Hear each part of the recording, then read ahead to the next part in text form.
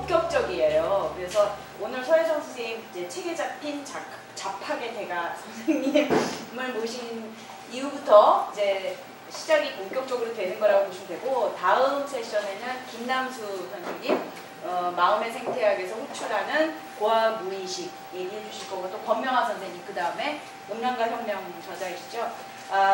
등등등으로 하여 그 8월에는 주로 경제학 쪽, 뇌의학 쪽 이렇게 오십니다. 그래서 이제 오늘 좀 넓게 칠 수 있는 걸로써 가장 세게 마주쳐보는 선생님이신 우리 서혜정 선생님 소개문은 제가 여기다 간단히 썼습니다만, 뭐 저희가 알 수 있는 지형 너머에 너무 많이 움직이셔서 굉장히 세 발의 피인 설명이고요. 보시다시피 뭐 기본적으로 기적의 도서관 프로젝트와 저기는 저 네. 조건영 형님하고 같이 했어요. 네. 지금 양반이 좋고. 네. 이제 알게 하시는 이런 뜨아한. 그다음에 이제 고구려 유물전이 있으셨고, 이제 광복 60년 사진전 등의 전시기획도 직접 기획을 하시는 선생님이시기도 하시고, 소설가이시고 또 역사가이기도 하시고, 지금 정치평론도 쓰시고 각종 대중지성회장에서 엄청나게 많은 실천지성 운동을 하시고 계신 선생님이세요. 그래서 오늘 질문은 뭐 제가 드렸던 질문과 함께 선생님이 그걸 다 포괄하셔서 어느 생명의 미술사에 대해서 강연을 해주실 거라고 하십니다. 부탁드리겠습니다.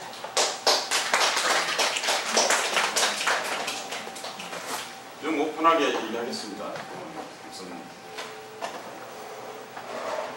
비가 오는데 도와주셔서 고맙습니다. 뭐 얘기하신다고 생각하시면 될 것 같습니다. 적당하게 얘기하고 같이 얘기 나누는 그런 시간이었으면 좋겠습니다.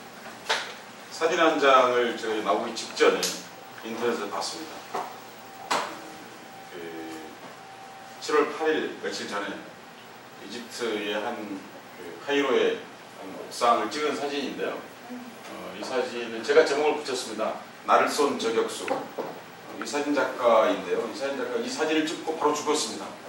그러니까 이 셔터를 초점을 맞추지 못한 채로 누르고 저격수를 찍은 거죠. 그러니까 저격수를 찍고 자기는 죽었습니다. 이게 마지막 사진이었죠. 우리는 우선 언론을 얘기할 때 얘기할 수 있겠죠. 이렇게 사진기라는 게 일종의 소화기하고 굉장히 유사한 측면이 있지 않습니까? 통하고. 그러니까 불의에 대해서 저격할 용기가 없으면 사진기를 찍지 말아야 되는 거죠. 언론이라는. 지금 우리나라 언론은 그렇지 못하고 있는 그런 상황입니다. 그런데 저는 예술도 똑같다고 생각합니다. 예술도 꼭 불의만을 얘기한 것이 아니라 굉장히 생각보다 엄정하고 정확한 것이라고 생각합니다. 왜 우리는 세월이 지나면 수많은 사람들이 그랬던 그림들이 명료해질까요?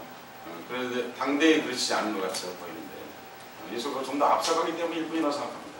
언제나 문제의식이 명료한 작품만이 후대에 남는다고 생각합니다. 그리고 뭐 그런 얘기를 좀 해보겠습니다. 그런데 제가 어렸을 적부터 의문이 많은 사람이었습니다. 왜 이럴까에 대해서 의문이 많은 사람이었는데 곰브리치라든지 서양 미술사, 한국 미술사를 읽으면서 전 이해 못할 게 굉장히 많았습니다. 그래서 그런데 그런 질문이 없는 사람은 미술사가가 아니죠. 특히 작가는 작가가 될 수 없다고 생각합니다. 남들이 정해놓은 생각을 똑같이 하는 것은 예술가가 아니라고 생각합니다.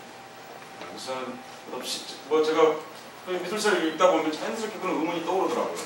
그래서 거기에 대한 질문이 없는 미술가라는 것은 저는 생명이라고 생각합니다. 실제 생명이 아니라 컬러 브라이디니스가 아니라 사실상의 생명이라고 생각합니다. 근데 우리는 오랫동안 그런 생명의 미술사를 공부했다고 생각합니다. 그래서 오늘 그 질문, 제가 가지고 있었던 아주 지극히 소박한 질문, 우리 일상에서 있었던 그 소박한 질문들을 여러분과 같이 공유해봤으면 싶습니다. 그래서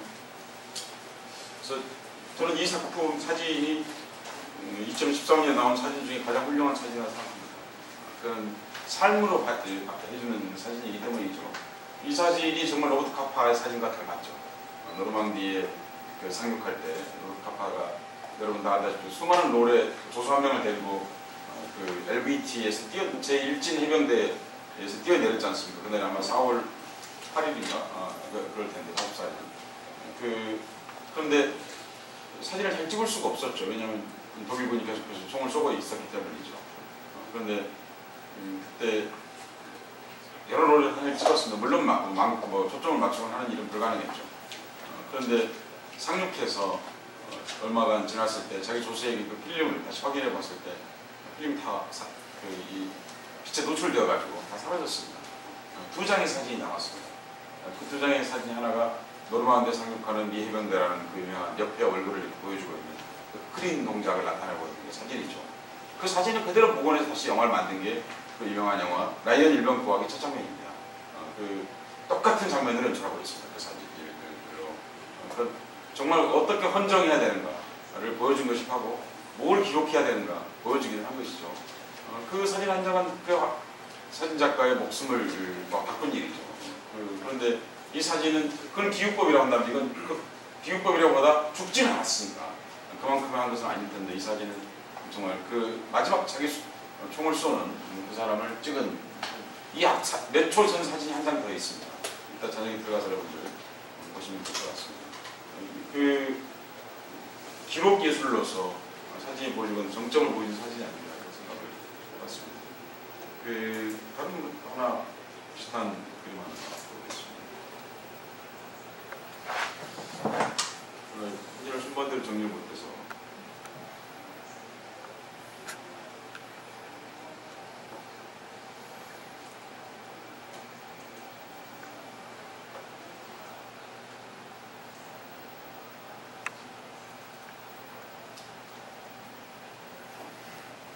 동영상이 나오겠죠. 제가 지난주에 한겨레 신문 칼럼에 썼던 내용입니다. 여러분들 다 신문을 다 보셔서 아시겠습니다만 이 사람은 행위예술가입니다. 이 사람이요. 이 사람은 터키의 탁심 광장에 지금 서 있는 걸 사진으로 찍어서 근데 그 사이에 이 사람은 우리나라에서 노래를 만들었어요. 듀란 아담이라는 별명을 가진 사람인데요. 서 있는 사람이라는 뜻입니다. 아담이란 말이 사람이라는 뜻인데요. 아담이란 말은 성경에 나오는 아담과 같은 겁니다. 아담이란 아담아라고 하는 흙이라는 말입니다. 아담아라는 말. 세머에서. 성경에 보면 흙으로 이렇게 만들어서 이렇게 하고 본인 참 보기 좋았더라 이렇게 말하고 있지 않습니까? 그런 아담 서 있는 사람을 하는 얘기인데요. 터키에서 이제 시위가 금지되었습니다. 여러분 다 알다시피 탁심 광장에서 오랫동안 시위를 했는데 그래서 한 행위예술가가 물병 하나하고 가방 하나를 들고 그 광장에 서 있었지 않습니까? 그러니까 그 사람 경찰은 검사를 했어요. 너 뭐 하고 있냐? 그러니까 근데 뭐 유인물도 없고 말도 없고 광장에 서 있지 말라고 그럴 수는 없잖아요. 그래서 예술의 힘이 이런 게 있다고 생각합니다. 이건 전혀 정치적인 어떤 표현도 안 하고 있는데 가장 정치적인 행동이지 않습니까, 사실은. 그러니까 꼭 그렇게 슬로건을 앞에 내세워야만 정치가 되는 건 아니다 생각하는 거죠. 그리고는 이 사람이 케말 파샤라고 하는 오늘날 터키를 만든 사람입니다. 그러니까 오스만 투르크가 끝나고 터키 근대 민족운동이 있었는데 공화정운동이죠. 그러니까 민족운동하고 그래서 오늘날 터키를 만든 사람입니다. 그 사람 사진만 아타투르크, 케말 파샤라는 말은 존칭입니다. 아버지 같은 그런 말인데 국부 이런 말을 우리말로 하면 그런데 이제 그 사람 사진만 계속 바라보고 있는 거예요. 참 상징할 바가 많죠. 그래서 이제 수천 명의 사람들이 이 듀란 아담 뒤를 위해서 거기 서서 똑같은 행동을 하게 된 것입니다. 이게 뭐 이렇게 재밌게 이건 정말 해놨는데 제가 이제 터키에서 만든 영상입니다. 그래서 그 이름은 뭐 에르뎀이라고 하는 사람이 뭐 이름까지 우리가 알 수는 없는 것 같고요. 예술이 아니었다면 이건 불가능하다고 오직 예술만 가진 힘. 그러니까 아무것도 하지 않음으로써 예술이 때로는 아무것도 하지 않는 것. 며칠 전에 안도인 시인이 시를 안 쓰겠다. 아무것도 아닌 일이잖아요. 사실 안 하겠다는 거잖아요. 뭘 하겠다는 게 아니고. 근데 그 사람들은 그걸 굉장히 고도의 정치적 행위로 읽어내는 겁니다. 그렇죠. 사실은 농부가 농사를 안 짓겠다. 뭐 공장에서 기계를 안 돌리겠다. 그런 거하고 차이가 없는 일이죠. 그만큼 작가가 글을 쓰지 않는다고 하는 것은 그만큼 자기 학대를 통해서 보여줄 수 있는 최대치를 사실 얘기하는 거죠. 근데 지금 세상에서 여러분들이 생각해야 될 부분들이 이런 데 있지 않는가 싶습니다. 그러니까 모순에 대해서 어떻게 대응하는가가 작가가 해야 될 가장 큰 행동이라고 생각합니다. 그러니까 그 모순이 꼭 정치사회적 모순만은 아니라고 생각하거든요. 다양한 모순이 있다고 생각합니다. 거기에 대해서. 그러니까 근데 그 안을 따져보면 당연히 수많은 정치적 모순에 의해서 인과관계를 갖고 있는 거죠. 그 시작을 한번 이렇게 해봤습니다.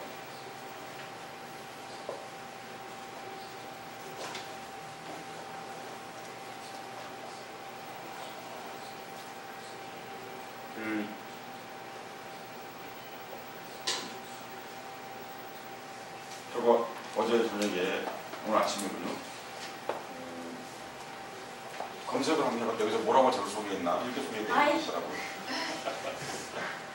아니 여기 선한테서 가져왔는데 해소대자유라고. 네, 아니요. 극과 극의 분노의 데카당스가 공존하는 동시대 사회 감성 지형에 대한 의문 뭐 이런 걸 얘기하라는 겁니다. 그리고 개개인의 분노가 결합한 공분의 지형을 전술적으로 결합해 얘기한 데카당스는 극복돼야 하는 것, 제거돼야 합니다. 뭐 다 읽지는 않겠습니다. 근데 저는 오랜 동안 대모하고 살았는데요. 분노하고 산 거죠. 그러니까.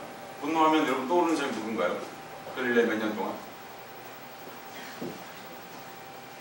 누가 떠오르시죠? 유명한 책 쓴 사람. 분노라는 책을 유명한 쓴 스테판 에셀이라는 사람이지 않습니까? 그런데 이 사람인데요. 얼마 전에 죽었죠, 이 사람이. 근데 사람들이 이 스테판 에셀에 대해서 진짜는 잘 모르는 것 같아요. 한국 사람들 역시 책을 참 편하게 40몇 페이지 책만 읽고 치워버리는데 스테판 에셀이라는 사람 레지스탕스 출신이거든요. 그 레지스탕스로서 이제 분노하라고 얘기한 거죠. 그런 사회적 가치가 소멸해 가는 것에 대해서 뭐 다 읽어보셨을 테고 안 읽어봤더라도 소개 글만 해도 여러분 50페이지 넘게 이상 읽으실 테니까 이미 분노하라보다 더 많은 글을 읽은 거죠. 그런데 스테판 에셀은 이 사람이 얘기하는 건 간단하거든요. 궁극적으로 너의 자유를 위해서 투쟁하는 것이거든요. 인생의 최고의 목표는 자유인이 있다는 거죠. 세상 모든 것은. 저 어디 어떤 신문에 어제 하나 글을 썼는데 그 끝줄이 그거였거든요. 자유는 언제나 마지막 자유다. 두 번째, 세 번째 자유가 없는 거죠. 언제나 자유는 마지막 자유인 거죠. 절대 자유를 위해서 사는 것이 더구나 예술가이죠. 그런데 이 스테판 에셀은 그냥 이 사람이 그렇게 태어난 게 아니거든요. 이 사람은 원래 독일 사람입니다. 독일 사람인데 반나치 운동을 하면서 레지스탕스 운동을 했던 사람이거든요. 그런데 영화를 좋아하는 사람들은 알 텐데요. 짐 앤 줄이라고 하는 영화가 있습니다. 60년대 나온 영화인데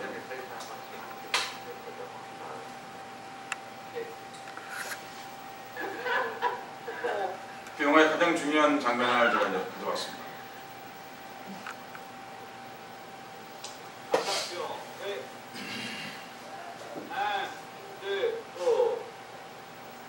우리나라 여자랑 똑같죠. 여자는 먼저 달리죠. 이 영화의 주인공 크리스티나. 그런데 이 영화가 어떤 내용이냐면요. 한 여자가 두 남자가 아니라 세 남자하고 연애를 하는 얘기입니다. 우리나라 드라마는 어떻게 다뤘을까요? 만약에 이 내용이라면 친형관계 그리고 곧 머지않아서 사람을 죽여야 되는 이런 관계가 됐을 가능성이 굉장히 높죠. 실제로 우리한테 그런 감정이 있겠죠. 실제로. 왜냐하면 그런데 전 작가나 이런 사람 역할이 참 중요하다고 생각하는데 근데 이 사람이 이 영화에서 추구하고 있는 건 그런 게 아니라 그런 관계망 속에서 인간은 어떻게 반응하고 어떻게 행동해야 하는가 다루고 있거든요. 근데 실제로 제가 이 영화를 보여준 이유가 이 영화는 실제 얘기입니다. 실제 얘기인데 누구냐면 바로 스테판 에셀의 어머니 얘기입니다. 스테판 에셀 어머니는 늘 스테판에게 이런 얘기를 해준 거예요. 너의 자유를 위해서라고. 그 스테판 에셀 그냥 나온 게 아니고 그럼 자유가 없는데 어떻게 분노하는 법을 알겠습니까? 그래서 이 모든 예술가는 저는 분노하는 존재라고 생각합니다. 왜냐하면 여러분이 사는 게 유토피아가 아니라면 분노하는 게 너무 당연한 거죠. 아버지로부터 유토피아가 아닐 것이고 어머니로부터도 아닐 가족에서 보면 오빠로부터도 아닐 것이고 그리고 많이 나오려고 근데 다른 얘기가 나오고 있는 것 같아요. 아무튼 그런 거죠. 근데 하물며 이렇게까지 얘기를 했거든요. 이 어머니가 아주 자유로운 사람이죠. 자유를 추구하는 사람이었고. 근데 여러분 사실 우리가 연예인에서 알지만 한 남자에게 완전한 기속성을 갖는다고 하는 것이 생각보다 어려운 일이죠. 그래서 딱 되나요 그렇게? 그리고 영혼이 그렇게 해서 한 번 맺으니까 그렇게 그럼 얼마나 사람이 편하겠어요. 그래서 여러분 구약의 대부분은 지워야 합니다. 구약 대부분은 음탕하고 간통과 간음에 관한 얘기지 않습니까? 저는 그래서 구약의 신약보다 훨씬 더 재밌다고 생각합니다. 이야기, 신약은 너무 억숙하죠 사실. 그런데 이 스테판 에셀의 우리 대개 어머니들이 어떻습니까? 시집을 딱 가고 나면 자식을 낳고 나면 이걸 숨기죠. 자기의 자유로웠던 삶을 숨기고 너는 그러지 마라. 너라도 그러지 마라. 뭐 이런 말이 결국 많은 거죠. 근데 이 어머니는 전혀 그렇지 않았습니다.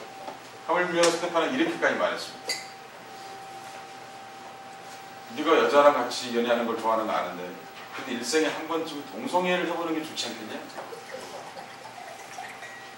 그게 뭔진 잘 엄마는 해봤다. 그런데 너도 그거 한 번쯤 아는 게 좋지 않겠니? 이런 거예요. 우리나라 같으면 어떻게 됐을까요? 아니 아들이 조금만 이성리 급한 애였으면 다음 블로그에 글 썼으면 아마 그 다음날 엄마는 자살하거나 무슨 그렇게 됐겠죠 이게. 정말 제가 얘기하는 것은 이런 겁니다. 그 어머니가 있었기 때문에 꼭 스테판이 있었다 이 말 하려고 하는 것보다도 자유를 추구하는 인간의 한계에는 끝이 없다는 거죠. 한계라는 게 따로 없다는 거죠. 근데 예술가가 추구하는 건 그거죠. 예술가는 윤리주의자는 절대로 아니거든요. 사실 예술이 궁극적으로는 윤리를 추구하죠. 예술의 궁극적 목표가 윤리적인 것이지 법률에 나온 윤리가 아닌 거죠 사실. 그런데 현실에 있는 통속적 윤리 기준만으로 자기 삶을 제어하거나 자기 상상력을 제어하는 자가 예술가일 수도 없고 예술가야 돼서도 곤란한 거죠. 그 사람이 그리는 건 포스타죠. 그렇잖아요. 불조심과 그리고 뭐 그런 거겠죠. 그런데 스테판이 보이는 분노 하나에 많은 사람들이 감동한 이유는 지금 이른바 신자유주의라고 하는 거기에 대해서 분노하는 것도 있지만 그 사람의 나이 먹은 사람의 자유로운 상상력이 있을 겁니다. 거기는 상상력이 표현되지 않고 있지만 상상이 상상력이라는 말도 많이 하고 있습니다. 그러니까 상상하는 만큼 우리는 자유로울 수 있는 거죠. 예술가가 존재하는 이유가 뭔가요? 스킬 때문에 존재하나요? 그렇지 않죠. 스킬만 있으면 그건 도안사죠. 그렇지 않습니다. 그런 도안사는 천지죠 사실. 알타미라 동굴에서부터 지금까지 이어지는 청와대 지금 앞에 있는 세멘트 공항 만든 사람까지 뭐 얼마나 많은 사람들이 도안사들이 있었습니다. 그건 도안사인 거죠. 예술가가 자기 자체나 혹은 대중에 부여하는 가장 중요한 가치는 사실은 자유로움이죠. 자유로운 상상, 무한 상상에 대한 것이죠.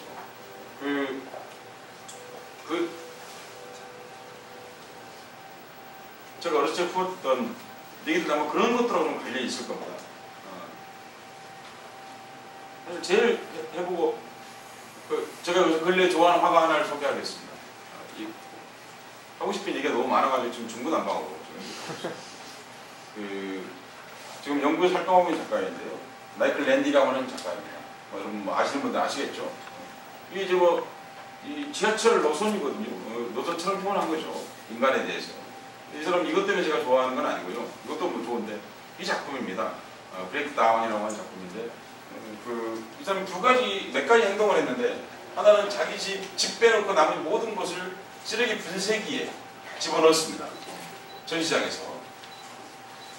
이스트 잉글랜드 익스비션 갤러리라고 하는 아주 오래된 곳에 있는 거기에 그걸 빌려가지고 거기 자기 집에 있는 모든 물건을 갖다 지금 이게 이제 부시는 물건을 그리고 그 두 번째 작품이 뭐였냐면 당신이 갖고 있는 예술 작품을 가져와라.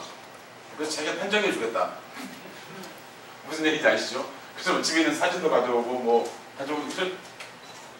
자기가 심판관인 거예요. 그래서 이건 집어넣어라. 그래서 청소기에 벌써 쓰레기만 남는 거죠. 이 사람이 여기 지금 보여주고 있는 게 자기 자동차를 지금 분쇄하고 있는 겁니다. 올려놓은 게 아니라 분쇄하는 거예요. 지금 이렇게 컨베이어 벨트로 보여주고 있는 거죠. 쪼개면 이렇게 되는 거죠. 근데 이 사람이 그 전에 브레이크다운을 하기 위한 기초 작업입니다.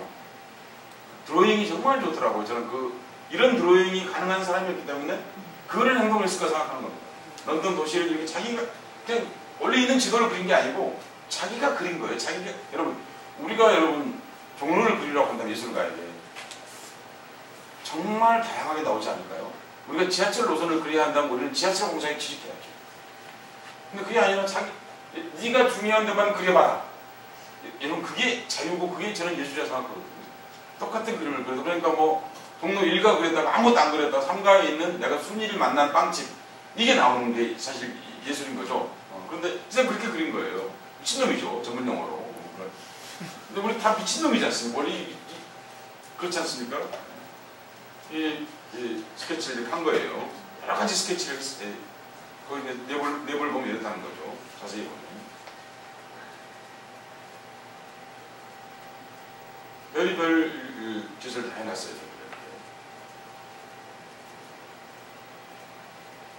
그리고 이제 공장에서 이게 이렇게 돌아가고 있습니다. 자기 집에 있는 모든 물건이 텔레비도 부서지고.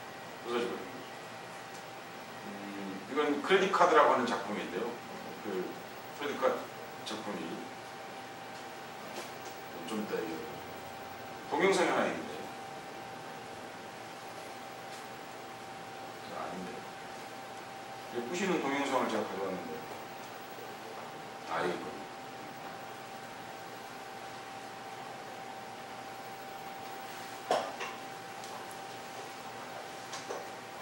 안 됩니다. 다른 걸 안 됩니다.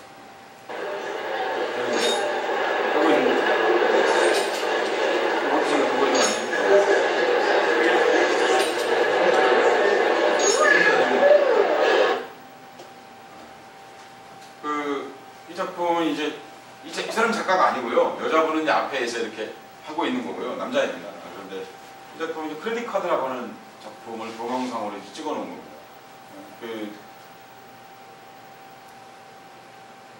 여기 메시지가 많은 거죠. 그래서 제가 오늘 얘기하고 싶은 건 이 작품을 분석하려고 하는 건 전혀 아닙니다. 이 사람은 왜 이렇게 상상할 수 있었느냐고 제가 얘기하고 싶은 겁니다. 만약에 이 사람이 굉장히 윤리적으로 생각하고 도덕적으로 생각하고 현존의 질서를만 생각하고 있었다면 이런 상상은 불가능했겠죠. 사실은. 근데 이 사람은 마음껏 생각하는 거죠. 그리고 이 사람에게 그 전시장을 빌려준 전시장 전체를 제가 읽었는데 이제 몇 개월 동안 빌려줬어요. 지금 마음대로 하라고. 그런데 우리가 알고 있는 일반적인 예술, 풀 말고 다른 갤러리들 가령 이른바 화이트 큐브만 있는 무슨 얘기인지 아시지 않습니까? 고무신을 하얀 벽에 걸면 작품이 됩니다. 화이트 큐브에 어울리죠. 그 얘기든 뭐 미술 하실 때 여러분 제가 참 그게 궁금했거든요. 아무것도 아닌 그림이 액자에 들어가 하얀 벽에 걸리면 훌륭한 작품이다. 그게 어렸을 때 그냥 의문이었습니다. 뭐 나중에 그 얘기 따로 다시 청청해 주시면 그 얘기 다시 하기로 하고요. 오늘 그 얘기는 할 수 없을 것 같고요. 근데 이 작품에 근데 참 놀랍게도 사람들이 이 작품을 구경하고 있다는 겁니다. 아무 쓸데없는 이 일을. 왜 사람들은 구경할까요? 이게 의문이거든요, 사실은. 그건 맞으면 기성의 체제에 대한, 이것도 권력이지 않습니까? 그러니까 기성의 권력에 대한, 그리고 자본주의에 대한, 그리고 소비사회에 대한 그 모든 것, 그리고 우리가 흔히 아트라고 아트워크, 작품의 결과물이라고 하는 것에 대한 질문이거든요. 과연 이건 작품이야? 라고 질문해보는 거죠. 이런 자유로운 상상을 하는 작가를 저는 사실 한국에서 못 봤습니다. 딱 한 분이 있는데 제가 형이라고 부르는 사람이 남준형이라고. 여러분 아시죠? 여러분들 오빠일 수도 있고 그런 백남준 오빠. 그 양반은 정말 자랑스러워요. 그 양반 작품에 대해서 뭐 잘 이해하고 그래서가 아니에요 지금. 정말 자유롭잖아요. 아니 예술가가 자유롭지 않으면 뭐하러 예술합니까? 근데 백남준은 정말 자유로운 사람이죠.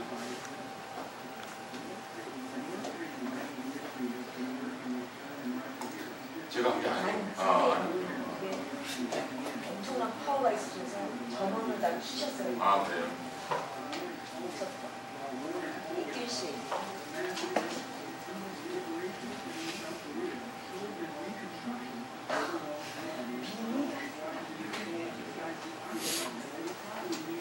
네? 이쪽 끝이에요. V로 돌아가서 이렇게 오셔요.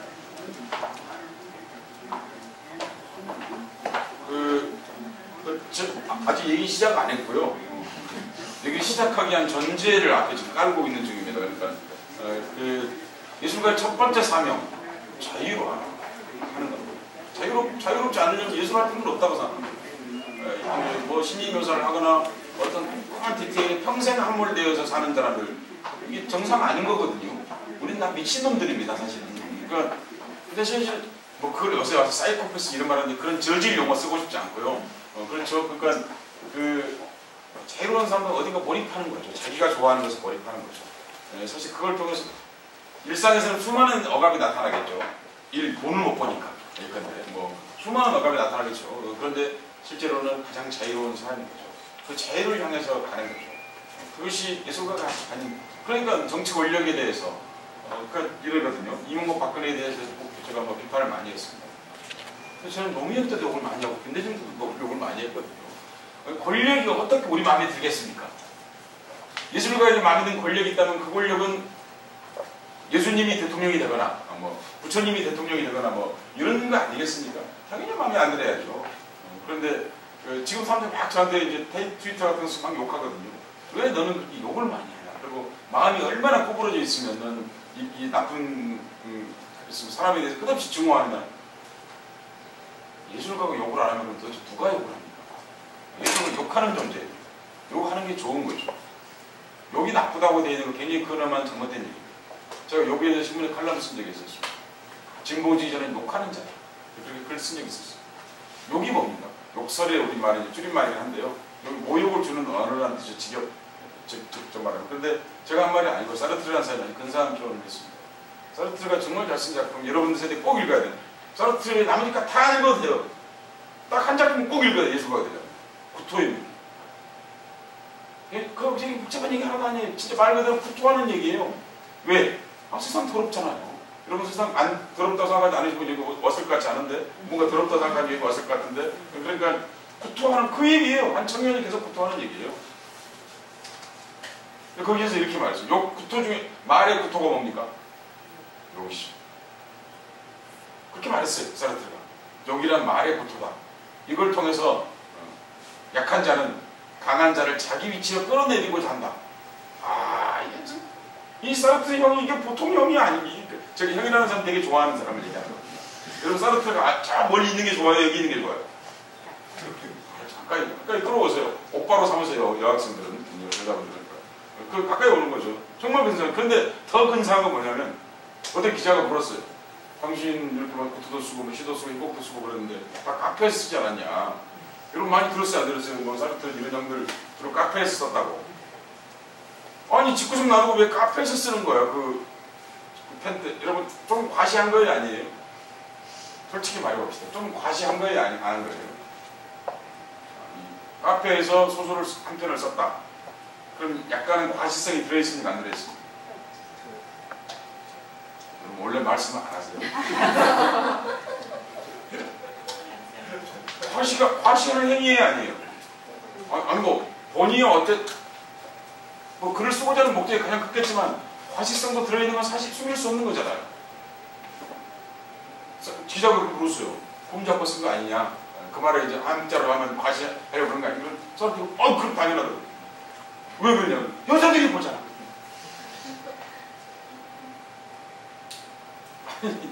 위대한 철학자이자 행동가이고 6.8혁명의 인격적 상징이잖아요. 여러분 다 아시다시피. 저번에 사르트르를 못 잡았어. 참아. 그 기자가 물었어. 저번에 다른 사람 다 잡는데 사르트르를 안 잡냐. 이것이 놀라스다. 한 말이 없으니 노벨 문학상 받은 사람을 감옥에 집어넣을 수는 없잖아. 이거 한국 같은 넣지. 그런데 근데 프랑스에서 넣을 수가 없는 거예요. 그 사람을. 그러니까 사람들이 어떻게 하면 사르트르 뒤에 모이는 거예요. 그 말 이해하시죠? 무슨? 그럼 사람들이 이게 잡으러 오면 사르트르부터 잡아라. 근데 그 사람에게 가서 기자가 물었더니 그러면 왜 카페에서 쓰고 그러느냐고 거룩하게 얘기하잖아요. 그래, 조호영 선생님한테 물어보면 뭐라고 말씀하시겠어요? 거룩하게 말씀 안 하시 이분은. 근데 다른 대부분의 사람 뭐라고 했겠어? 거룩하게 얘기했겠지. 뭐라고 했다고요? 여자가 보잖아. 그 좋은 작품 그러면 왜 쓴 거냐 그랬더니 여자를 위해서. 빨리 쓴 이유는 그 여자가 좋아하는 걸 빨리 좋아하게 하려고 나를. 아니 그래서 사르트르가 그렇다 가려봅니까? 갑자기 지금 배우가 생각하는데 그 배우를 위해서 많은 배우 작품을 쓴 거예요. 실제로요. 제가 만에 님의 침묵 또 가서 여러분 배울 때 아 님은 갔습니다. 푸른 산빛을 깨치고 뭐 이런 그런 거 거기서 배웠습니까? 안 배웠습니까? 배웠어요. 저는 한국 국어교육이 한국 모든 문화 망친다고 생각합니다. 만에는 사람이 아닌 거예요. 아니 그 한용운이라는 사람 사람이 아니냐고요. 눈만 뜨면 조국과 민족과 그 생각하는 거예요, 그것이? 여러분 맞습니까? 난 그걸 제가 나이 먹어서 사실 궁금했거든요. 여기 제가 말하는 질문입니다. 궁금했어. 아니 한용운은 진짜 그럼 내가 너무 초라하잖아요. 저는 21살 먹은 여자애가 집에 전화했는데 전화 없으면 얘가 또 딴 남자 만나나 이런 고민하고 있는데 만에는 내가 20살 때 얘기하는 겁니다. 근데 만에는 왜 조국과 민족만 생각하는 거야? 내가 너무 초라한 거예요, 그것이. 그래서 만의 인생을 추적해봤어요. 한용운의 인생을. 제가 서로 추적해봤어요. 궁금하더라고요. 정말 이 사람은 조국과 민족만 생각했나? 근데 인생이 대부분 그렇게 안 살았더라고요. 인생이 이 사람 대부분의 고민은 여자만 만나는 거였어요. 사실이에요, 지금 제가 얘기하는 게. 아니, 그게 잘못된 건가요? 제가 물어보는 아니, 남자로 태어나서. 그러니까 나중에 이분이 환속하셨잖아요. 스님 하시다가. 이분이 스님 하고 싶어서 한 것도 아니에요. 이제는 동학군이었어요, 동학군. 동학군. 키가 1m 50 몇 밖에 안 되는 조그만 분이시죠. 동학군 홍주성, 지금 홍성 얘기하는 겁니다. 홍주성 독립할 때 돌격대 했어요. 그럼 여러분, 요즘 말로는 뭐지? 미문화원 방화사건 뭐 이런 거 같은 거죠. 그럼 어떻게 되겠어요? 집에 있었겠어요? 못 있겠어요? 집에 있어도 되지. 그 대신 이들이 뒤에 죽는 거죠. 아니, 동학군이 이제 그 전투 끝나고 수십만 명을 죽였거든요. 그런데 도망갔잖아요. 갈 때 어디 있어요? 이 사람이 뭐 족보가 있어요. 뭐 대학을 나왔어. 뭐 과거에 합격한 적이 있어. 아무것도 안 하네. 그 명관이 이제 여자분들하고 친했어요. 남자하고 여자하고 친하는 게 뭐 잘못인가요? 그리고 그 시를 아무리 다시 여러분 집에 가서 다시 한번 읽어보세요. 조국을 위해 썼는지 여자를 위해 썼는지. 제가 물어보고 싶은 거예요. 폴 발레리 해변의 묘지라고 하는 유명한 시가 있습니다. 들어본 적 있으시죠? 뭐 어쩌고 저쩌고 하는 해변에 바닷가에 묘지가 있다 이거죠. 그 사람 자기 입으로 제가 찾아봐서 그 사람 자기 입으로 조국과 민족을 위해서 그에게 이게 무슨 국민묘지가 아니야 여러분. 무슨 얘기인지 알겠죠? 그냥 해변묘지야. 근데 왜 파리는 미친놈들은 왜 국장을 치는 거야? 제가 물어보는 거예요. 여러분 그럼 여러분 만약에 만해가 조국과 민족만 생각했다고 한다면 반공 포스터와 불교심 포스터는 다 모든 그 사람을 다 노벨상 줘야지. 여러분 발레리가 자기 애인을 위해 쓴 것이 나한테 오는 거지 여러분. 맞습니까? 안 맞습니까? 그럼 국민교육 현장이야말로 가장 위대한 문헌이어야죠. 국민교육 현장이.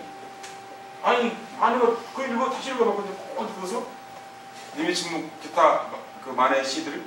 이건 연애시지 절대 그런 시는 아닌 거예요. 제가 눈이 띄었는지 잘 모르겠습니다. 제가 워낙 사사로운 사람이어가지고 그런지 잘 모르겠는데 그러니까 여러분 절창이 나온 거죠. 그리고 여자와 헤어지는 얘기인 거예요. 딱 보니까 님의 침묵이 뭐예요? 왜 너 말 안 해? 그 말이잖아요. 여러분.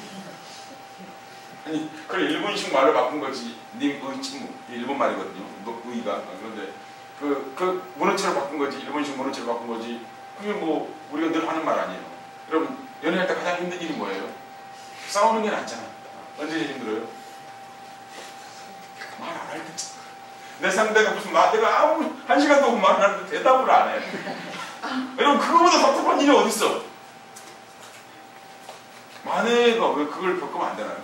사실은 그게 좋은 거죠. 우리는 지금 크게 뭔가 잘못하고 있다는 생각이 듭니다. 그 자유인의 상가지한테 얘기하면 이런 말을 하고 싶군요. 우리가 존경하는 사람이 몇 부류가 있는데 근래 존경하는 사람이 주로 이제 민주화 운동하는 사람들이죠. 리영이 있잖아요. 그런 돌아가신 분들, 훌륭한 분들. 근데 여러분 그분들 생각하면 어떤가요? 정약용 비슷하지 않으세요? 정약용. 조선시대 지식인 비슷해요. 여러분 그래야 안 돼요? 이게 관념형 인간인 거죠. 맞습니까? 맞습니까? 우리가 좋아할 수, 그래서 존경은 하지만 좋아할 수가 없는 거예요. 잘못된 상이에요. 성비는 좋은 상입니다. 근데 그건 중세의 인격적 표상인 거죠. 지금 이 21세기가 됐는데도 불구하고 우리 한국인은 여전히 중세적 인물형에서 살고 있는, 철저하게 억압하며 사는 거죠. 그러다 보니 한국에 어떤 사람이 없죠? 자유로운 사람이 없습니다. 대가당한 사람이 없죠. 퇴폐적인 인간이 없다.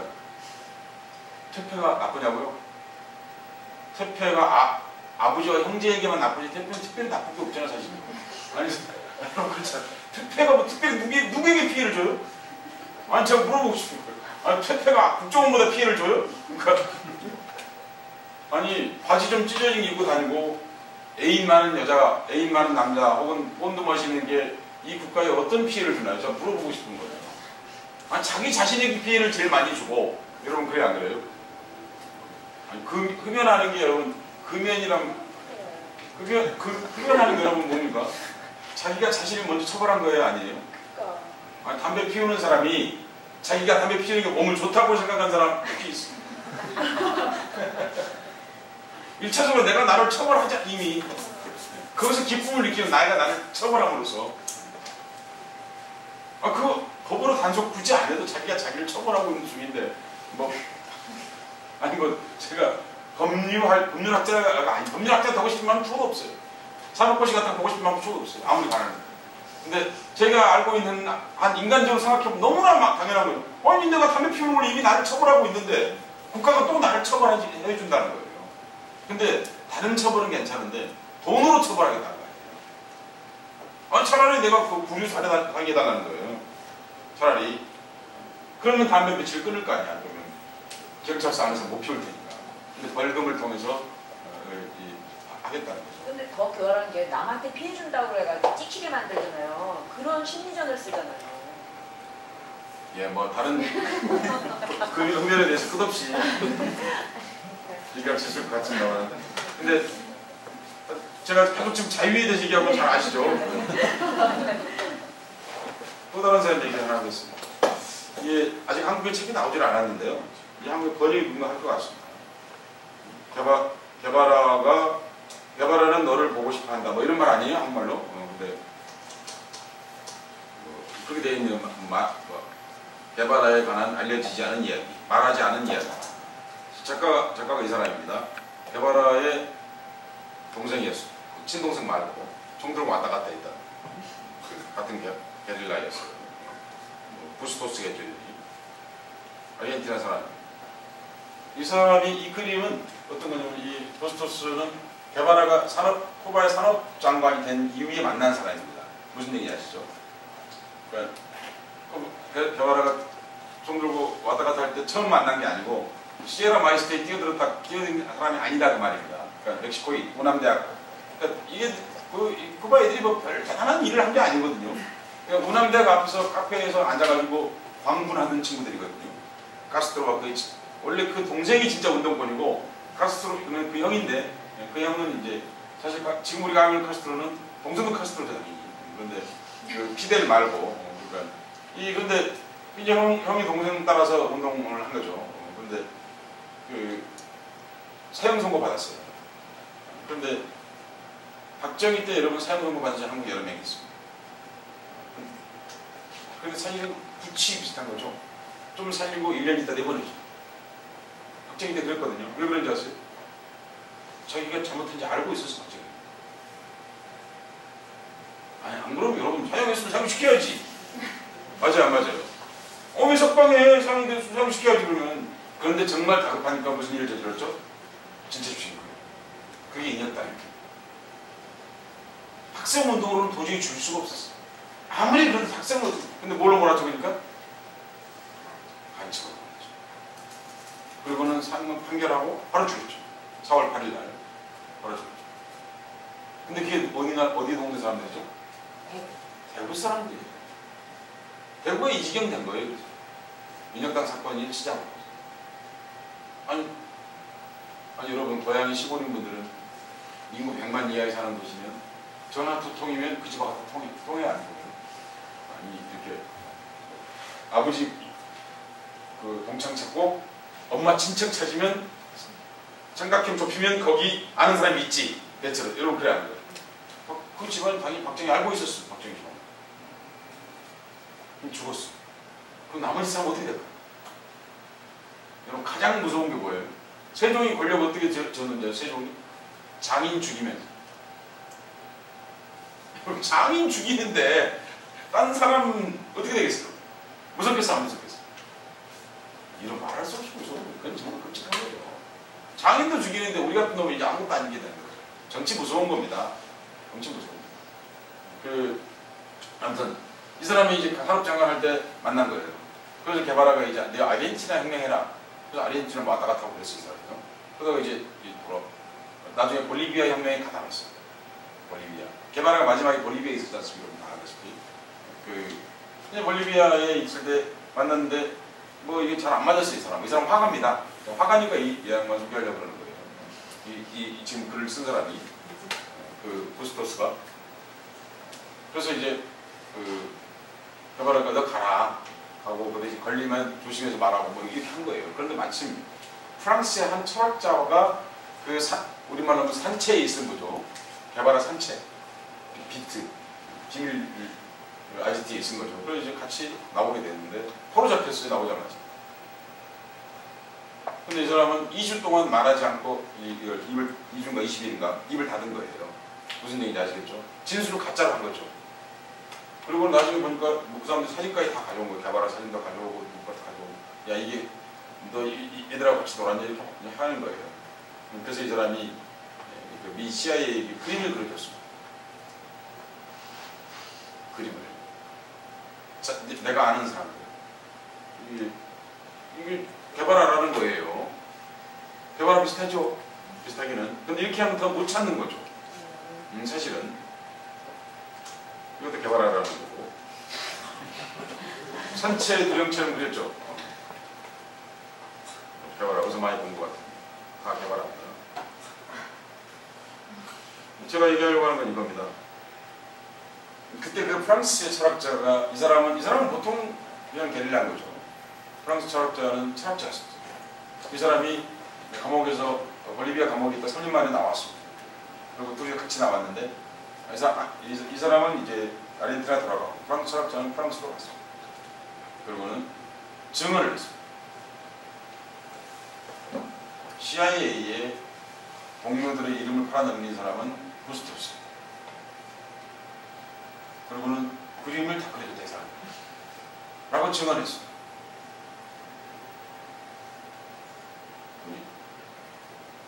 이 사람은 글도 잘 쓰는 사람도 아니고 별 항변할 길이 별로 없었죠. 이 사람은. 그런데 그러면 이 사람이 이 책을 쓰기 전까지는 게바라를 팔아넘긴, 직접 현장에서 팔아넘긴 사람이 되었던 겁니다. 이 사람이 책을 써가지고 다시 사실이 아닌가 아직 다시 쓰기로 사람들이 알게 된 거예요. 아직 한국엔 소개가 안 되었는데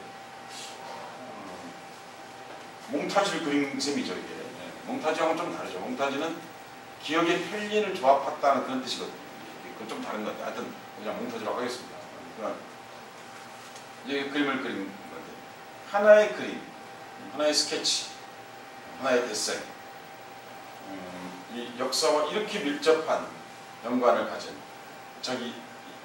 드문 그림이 아닌가 싶어요. 이 그림이요. 부스토스 이 그림이 자기 자신이 어떤 재능을 가졌다고 하는 것이 어떻게 변형될 수 있는가를 잘 말해주는 것이기 때문에 그런 점에서 한번 같이 생각해보면 좋을 것 같아서 이렇게 소개해드리고 싶었습니다.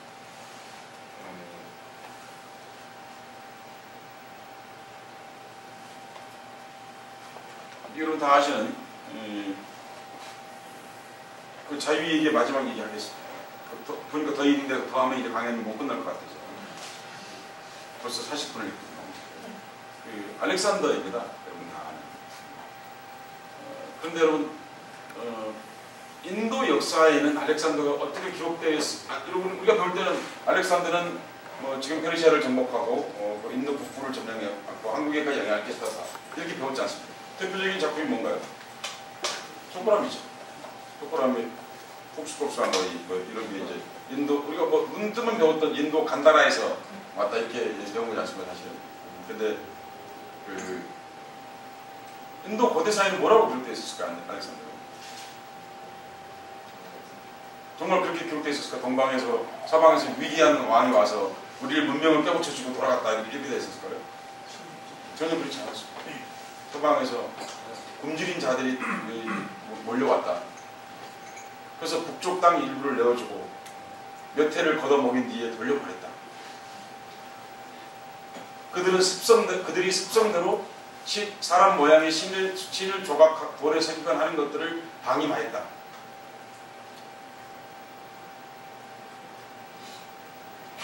아무것도 아닌 말 같은데? 아니 똑같은 행위를 누가 기록하느냐, 이게 천지차이 일이죠. 정말 천지차이 일이죠. 그런데 실제로 알렉산더가 힘이 있었으면 간다하를 넘어서 겐지스나 인더스나 이런 데 와서 놔두고 찍었겠죠. 근데 왜 그냥 이 사람은 그냥 돌아갔을까요? 당연히 힘이 없었기 때문에 돌아간 겁니다. 그 사람. 그리고 지금 이라크에 죽었거든요.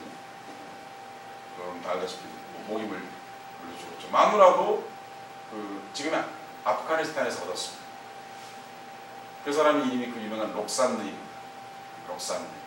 록산드 탱고 김연아가 춘 그 록산드라는 이름이 거기서 나온 겁니다.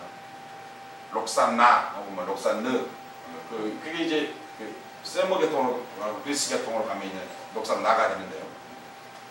근데 그렇죠. 제가 이걸 이제 보여주는 이겁니다. 자유롭다고 하는 것은 기성의 것에 대한 생각을 바꾸는 것이다. 그냥 자유로운 것이 목적이 아니라. 왜냐하면 자유롭다고 하는 말에는 기성 권력에 대한 거부가 들어있는 건 사실. 권력 거부에 기성 권력은 끝없이 뭔가 지식 또한 똑같다는 겁니다. 뭐 정치 권력은 물론이고 지식 권력 또한 자기가 알고 있는 걸 끝없이 주입시키죠. 이게 우리가 알고 있는 유명한 콜럼버스가 히스패니올라, 지금 IT에 처음 도착했습니다. 히스패니올라라는 말은 뭐 어려운 말이 아니고요. 에스파냐의 땅이라는 뜻입니다. 에스파냐가 원래 발음이 히스패니올라입니다. 그게 원래 발음인 어느 나라 말이냐면요. 카르타고 말입니다. 원래 그게 카르타고 식민지이기 때문입니다. 카르타고 말로 먼 땅 그런 말이에요. 카르타고 북아프리카에서 보면 무지 먼 데잖아요, 사실. 그러니까 그래서 그쪽으로 인지가 발령되면 이건 도저히 사람 살 수 없는 것이다 이렇게 생각을 했던 거예요. 지금 거기에 책임자로 발령 나와서 세계를 바꾼 사람이 누구죠? 한니발의 아버지죠. 한니발이 거기서 아버지가 죽은 뒤에 권력을 승계해서 북쪽으로 피레네 산맥을 넘어서 알프스를 통과해서 로마를 침략해 들어가 26년 동안 싸웠죠. 대단한 일이죠. 우스갯소리를 한마디 하면 지금 로마가 미국인데 그렇지 않습니까? 미국에 들어가서 26년을 싸울 게릴라 집단이 보통 사람 아니죠. 이 사람이 애꾸였습니다. 눈이 없었어요. 인적 눈이. 놀랍죠? 근데 알프스를 넘으면서 눈을 실명했어요. 다쳐서가 아니고 스트레스. 요즘 말은 농내장 이 정도 아니었을까 싶은데 나이 굉장히 젊었거든요. 이 사람이 20몇 세에 출견했거든요. 그러니까 그런 점에서 본다면 정말 스트레스 얼마나 받았습니까? 그랬을까 싶은데요. 당연히 니그로 아프리칸이었어요. 흑인이었습니다. 니그로라 표현을 안 쓰는데 지금 제가 그냥 구분하기 위해서 이 사진을 이 그림을 보면 정말 이랬을 터인데 이거 누가 그린 거죠? 당연히 이 사람을 따라간 화가들이 그린 거죠. 나중에 그린 거죠. 뭐 이거 컬러로 색칠하면 이렇게 생겼다는 거죠. 근데 실제로 이제 이 사람이 가서 한 일은 사람을 죽이는 일이었습니다. 이렇게 그때 기록입니다. 사람을 죽여서 그러면 이제 금을 가져오라고 그랬죠. 그래서 사람들이 금을 가져온 걸 가져갔습니다. 그런데 남미에서 원주민 운동이 있습니다. 그 원주민 운동의 슬로건 중에 하나가 1392년에 인디안들은 이 말 안 쓰는데 그냥 쓰겠습니다. 그냥 하도 많이 쓰니까. 네이티브 아메리칸들은 길을 잃은 콜럼버스 일행을 발견했다.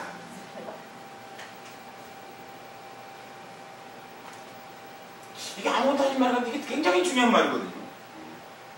그래서 바닷가에서 길을 잃은 콜럼버스 일행을 발견해요. 제가 그래서 저기다 쓴 그 글인데요. 한번 읽어볼게요.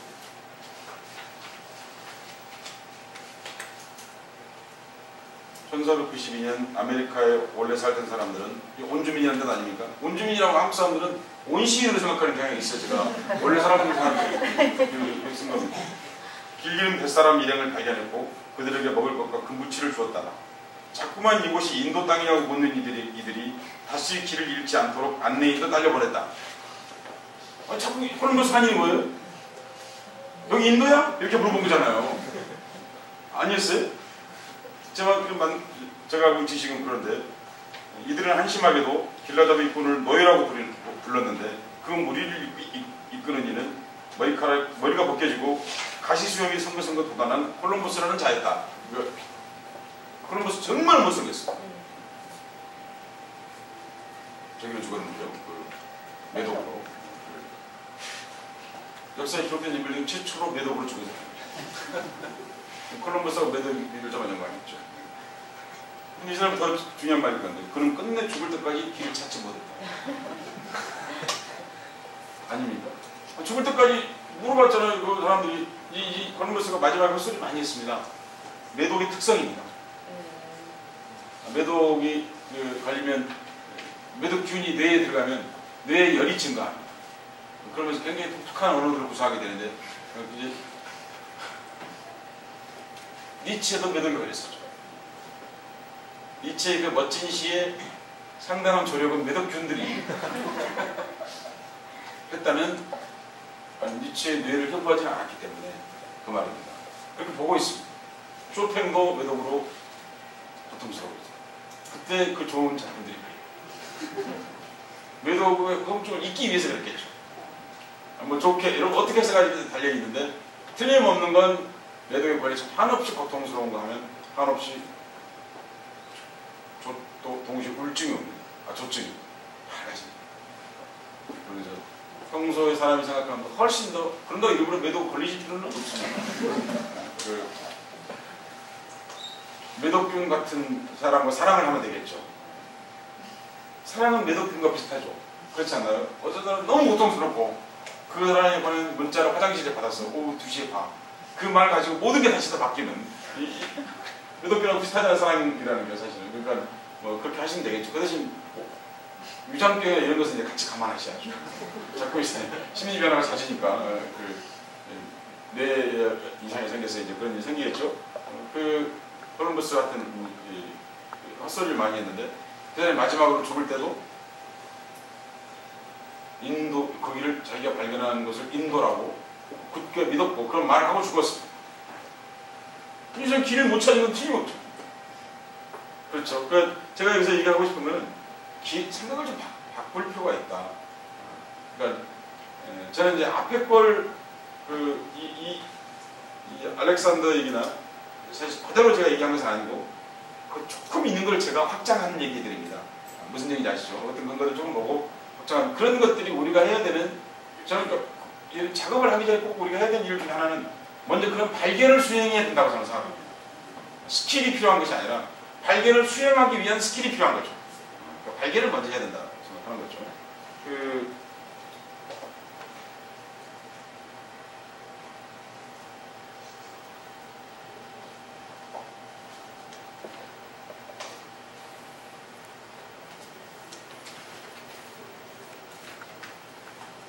이게 왜 이렇게 찾기 어려워?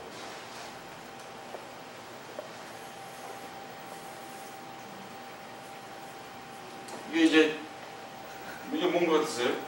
딱 보시니까 여러분 로빈슨 크루소라는 거 알 수 있지 않습니까? 크루소인지 하여튼 알 수 있지 않습니까? 오늘 제목이 이렇지 않습니까? 이게 토크가 아닌 요크입니다. 요크, 영국인 요크. 요크에서는 로빈슨 크루소의 그 인생과 이상한 모험에 관한 이야기라는 거 아니에요? 지금 이 책 원래 제목이요? 그렇지 않습니까?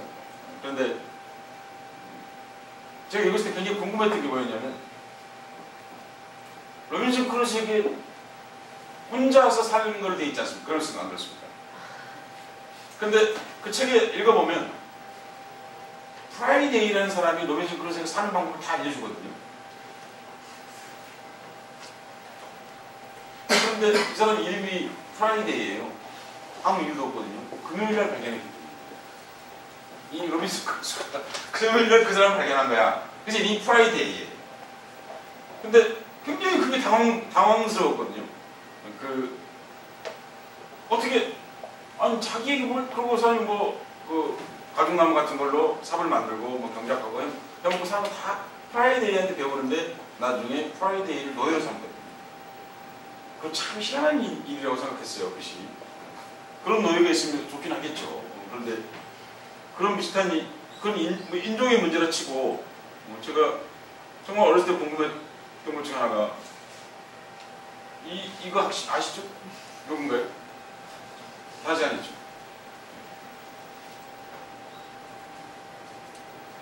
타잔. 이 원래 이제 타잔이 나왔을 때 소설책이었습니다. 영장류 타잔 그 말이죠. 영장류. 이 타잔 영화에 맨날 나오던 가수이죠. 칼리드. 오른쪽에 있는 게 누군가요? 제인이죠. 여러분 다 아십니다. 그리고 가운데 타잔. 이 사람은 유명한 루마니아 출신의 독일인이고 나중에 미국으로 귀화한 와이즈 뮬러라고 하는 사람입니다. 타잔 영화에 수십 편 출연했습니다. 타잔이 곧 이 사람인 거죠. 와이즈 뮬러. 올림픽 수영 5관왕입니다. 진짜 수영 잘하는 거예요. 타잔 영화에 대해서 많은 부분이 수영이 나오지 않습니까? 그런데 이제 와이즈 뮬러가 수영을 잘했기 때문에. 그런데 그 옆에 있는 게 이제 제일 끝에는 동물이 하나 나오죠. 동물이 뭔가요? 치타죠. 치타인데 실제로는 원숭이죠. 근데 타잔이 별명을 붙여준 겁니다. 왜 치타가 됐나요? 빠르다 그 말입니다. 치타처럼 빠르다. 치타가 빠르지 않습니다. 빠르다. 진짜 궁금했던 게 이 소녀는 이 영화를 제가 다 보진 않았는데 이름이 없어요. 이 소녀는 뭐라고 나오나요? 보이입니다. 보이. 이 소녀는 이름이 그냥 보이예요. 근데 내가 국민학교 때 이걸 처음 봤는데 저는 초등학교를 다닌 적이 없습니다. 국민학교를 다녔습니다. 굉장히 중요한 거예요. 저는 한국에 제한테 초등학교 없다고 생각합니다. 국민학교라는 말이 일제 때 만들어진 말이거든요. 국민을 길러내는 말에 대한 거부감 때문에 초등학교를 바꿨거든요. 근데 한국이 지금 국민 기르는 것 같은데요? 아닌가요? 아니 지금도 애국조회를 하고 왜 그러냐면 초등교육이라고 하는 것은 방임교육이 원칙이거든요. 사실 보호와 방임.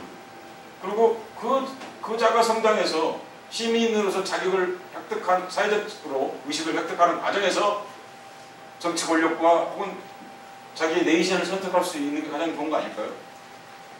그런 점에서 원래 종합교육이라는 그런 뜻이거든요. 그렇지? 근데 지금 우리는 전혀 그렇지 않죠. 전사 교육 시스템 아닌가요? 좀 느슨해져서 형태가 바뀌어서 그렇지? 여러분 그런 교육받고 성장하지 않으셨어요? 끝없이 애국심의 실체가 뭔지 잘 모르겠는데 하여튼 누군가는 애국을 독점하죠. 좌파는 애국심이 없고 그러니까 민주화 운동은 애국이 아니면 그럼 뭔지 모르겠어요. 민주화 운동을 통해서 이 현재 있는 헌법을 만들었는데 그들이야말로 애국자겠죠. 그럼 헌법을 만들었으니까. 근데 왜 이 사람들은 좌빨로 걸려가지고 국가관이 없는 걸로 돼 있고 누군가 애국을 독점하고 있는데 제가 이제 이게 의문을 가졌는 게 왜 이 아이는 보이였을까요? 그 텔레비전을 보면 늘 이상했어요. 그 보이라고 하는 그 말이요. 근데 이 말을 해명하는 이해하는데 많은 시간이 걸렸어요. 나중에 이제 우리 동네에 많은 형들이 서울에 갔습니다. 저 시골 고향이기 때문에. 그때 동네 아주머니 아저씨들이 그러는 거예요. 그 형이 뭐하나? 그랬더니 서울에서 보이를 하고 있다. 근데 이게 옛날 말이 그걸 보이라고 하지 않고 뽀이라고 그랬거든요. 근데 보이가 뭐냐고 그랬더니 보이라는 거예요. 그 중학교 다니는 형이 영어를 아니까 이제 그 형은. 그래서 나는 이 보이는 영어고 이건 영어가 아닌 줄 알았거든요. 그 말 이해하시죠? 무슨 얘기지? 제가 그때 그런 일이 많았습니다. 저는 대통령 딸은 원래 이름이 긴 줄 알았어요. 영의 근의 양과 이래서 그러니까 박정희 대통령 각하의 영의 근의 양과 그래서 영의 근혜가 한 이름인 줄 알았다고. 여러분 제가 태어날 때부터 박정희 대통령이었어요. 무슨 얘기 아시겠습니까? 제가 첫 키스를 할 때까지 계속 대통령이었다고. 그리고 한 번도 그 말이 다르게 나온 적이 없어요. 무슨 얘기 아시겠습니까? 그래서 영식 지만 공각에서 나는 원래 대통령 자식들은 원래 그런 줄 알았어요. 아니 그렇게 안 나오는 방송 신문이 한 개도 없었어요. 아니 궁금하시면 인터넷 들어가가지고 문화영화 뭐 뉴스 이런 거 있잖아요. 해보세요. 그러면 뭐 어제 저녁 세종문화회관에서 뭐 박정희 대통령 영식 지만고는 이렇게 나왔어요.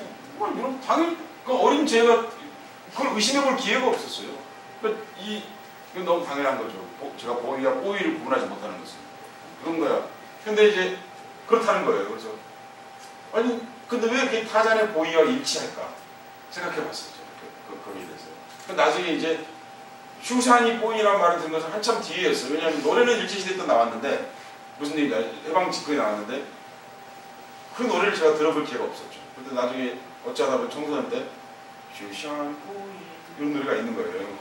그래서 이게 무슨 말이지? 그런 거예요. 이렇게 그랬더니 한국말을 바꾸면 슈샤이니 보인 거예요. 무슨 얘기냐 구두 닦기.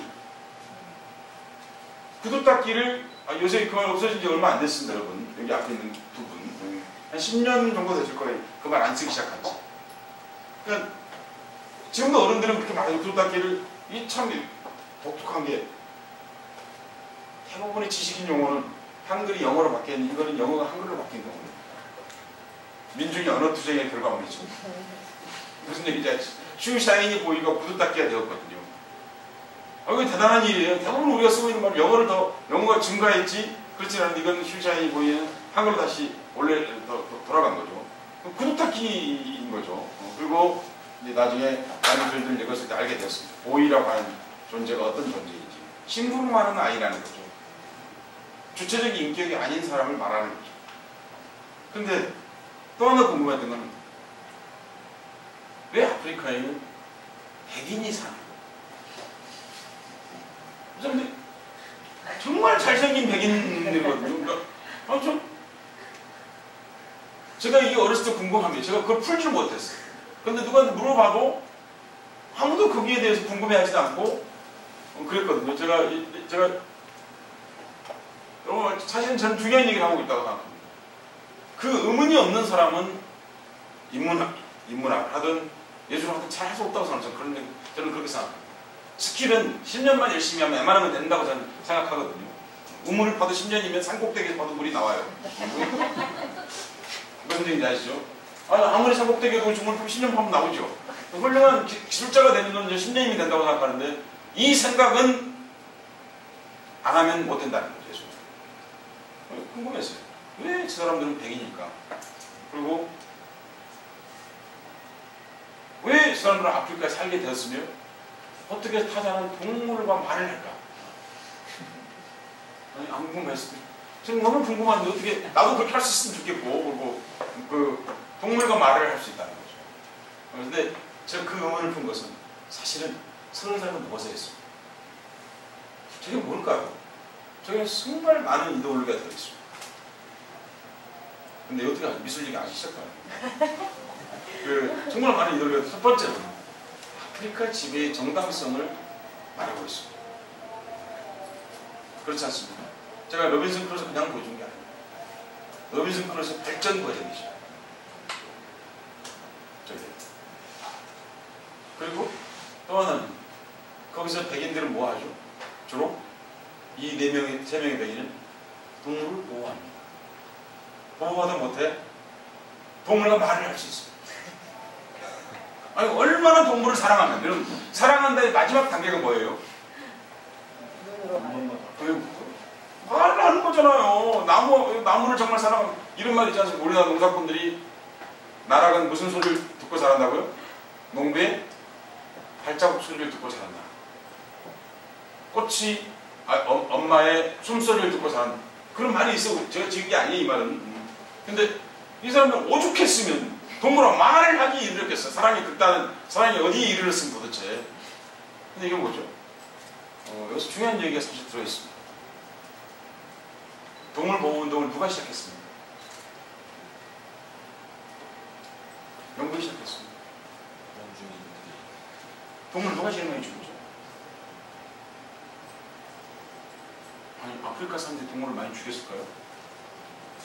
북아메리카에서 네이티브 아메리칸들, 인디언들이 버퍼로를 다 죽였을까요? 아프리카 사람들은 악어 가죽을 팔기 위해서? 악어 가죽 소비자가 누구죠? 전혀 아니죠. 근데 여러분 정말 놀랍게도 동물보호운동은 자국주의 운동입니다. 충격적이지 않습니까? 제가 동물을 괴롭히는 얘기가 아닙니다, 여러분. 어떻게 시작되었느냐 하는 겁니다. 이것도 세계의 지배의 일환으로 사용되고 있다는 겁니다. 동물보호법을 처음 만든 게 히틀러입니다.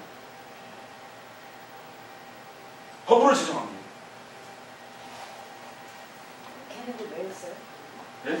걔는 그 왜 했어요? 갑자기. 아니, 근데 여러분, 아니, 걔 히틀러 얘기요? 네. 좀 이 얘기하다가 하다. 이게 무슨 얘기냐면요. 히틀러는 채식주의자였습니다. 세계적인 채식운동은 나치가 시작했습니다. 이게 원리주의 운동이죠. 히틀러는 정치의식을 가진 뒤부터 육식을 하지 않았습니다. 그리고 자기 부하 동료의 개 세퍼드가 죽으면 같이 울었습니다. 동물 사랑하는 겁니까? 안 하는 겁니까? 하는 거예요? 안 하는 거예요? 정말 사랑하는 겁니다. 진짜 사랑했습니다. 유태인 어떻게 죽일 수 있냐고요? 네. 원리주의 운동이나 원리주의 사고 철학이나 운동이나 사고의 철학의 위험성이 뭐냐면 그것이 옳지 않다고 믿으면 거세할 수 있습니다. 아무 죄의식이 없는 거 옳지 않으니까요, 이것이. 예술가의 좋은 점이 뭡니까? 어떤 놈도 되게 다 원리주의가 아니라는 거죠. 아니, 예술가는 기본적으로 일탈을 추구하는 자잖아요, 여러분. 원리주의는 일탈을 안 하는 자예요.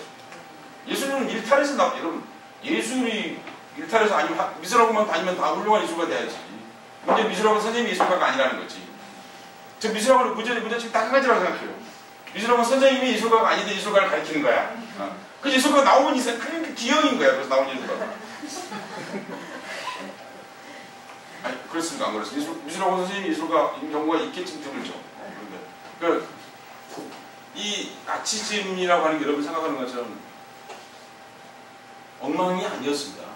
그런 큰 착각이에요. 히틀러 시대에 여러분 독일에 단 한 명의 실업자도 없었어요. 진짜 단 한 명도 없었어요. 그리고 동물은 사랑받았습니다. 그리고 전 국민은 건강했고, 그리고 건강보험은 이미 1890년대 시행했습니다. 독일은 전 세계 젊은 시행했습니다.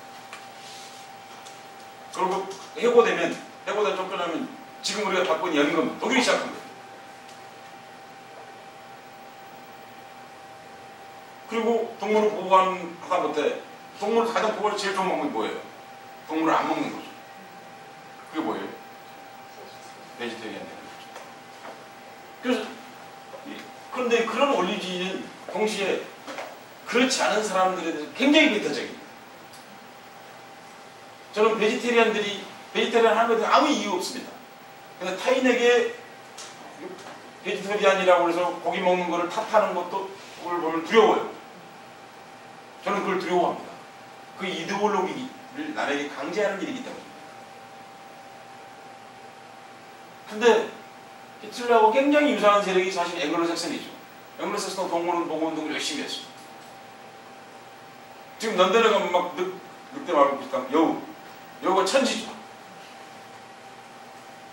동물보호운동의 결과물입니다. 여우가 무슨 일을 저질러도 여우 사냥을 안 하죠. 애기를 잡아먹은 적이 있었어요, 여우가요. 그래서 여우를 보호해야 된다는 거예요. 근데 제가 얘기하고 싶은 게 이런 거예요. 동물보호운동 정말 열심히 하는 사람들이 가끔 명동을 헐딱 걷고 이렇게 하잖아요.